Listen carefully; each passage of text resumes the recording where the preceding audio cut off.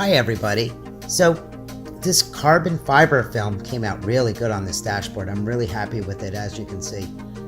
So today what we're going to be doing is installing a quick charge 3.0 dual port socket into the dashboard. It also shows you the voltage of the battery, which I like because this will be connected to the house battery. So at least I have some sort of an idea of where my batteries are.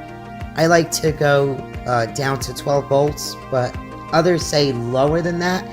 I'm good with 12 volts. I don't like to go under that. So this is the mark where we're going to put a pilot hole before we actually drill the same size hole as the actual socket.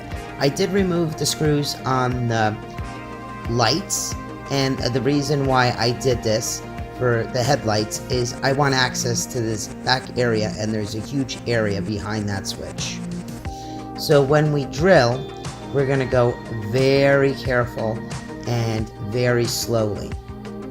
If your drill has I guess it's called a torque setting, I would put it on the lowest so you don't mess up your dashboard. It is plastic and you don't want it to crack. So this is the drill bit for the actual hole for the socket, and you want to go very, very slowly. You don't want to mess up the carbon fiber wrap. So in this hole that I mentioned earlier, there's a cigarette lighter in the back there that is used for the onboard original TV. That is a 12 volt unit. That socket's not going to be used much, so I actually took the power from the back of that to wire this 3.0 socket. I'm liking that I see 12.3 volts, so it is working. So what I'm going to do now is plug in my phone just to verify that it is charging. I'm really liking this setup. So I'm going to put this back in here for now. I'm not going to screw it back in yet. So I'm going to be plugging my phone in. And one thing I don't like is the USBs are upside down. Usually on the computer they're the opposite way. And I do see my phone is getting a charge, so I'm going to start screwing this back in.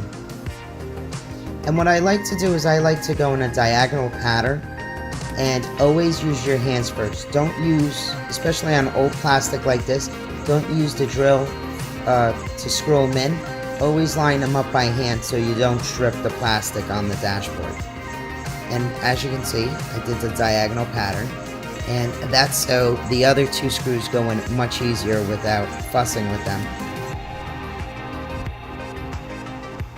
Again, when you screw these screws back in, if you want to use a screwdriver, I recommend using a screwdriver.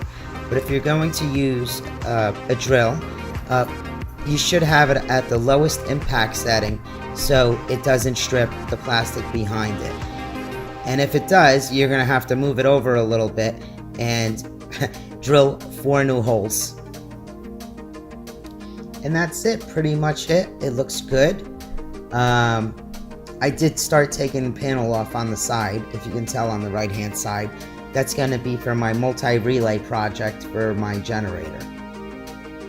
And that's it. It looks pretty good. I like the way it turned out. I'm going to put another one on the passenger side of this coach. And it looks good. What do you guys think? If you like this video, please like and subscribe. And if you like to get notifications when I do post new videos, just hit the bell in the notification area in YouTube. Thank you so much for watching. Have a good night.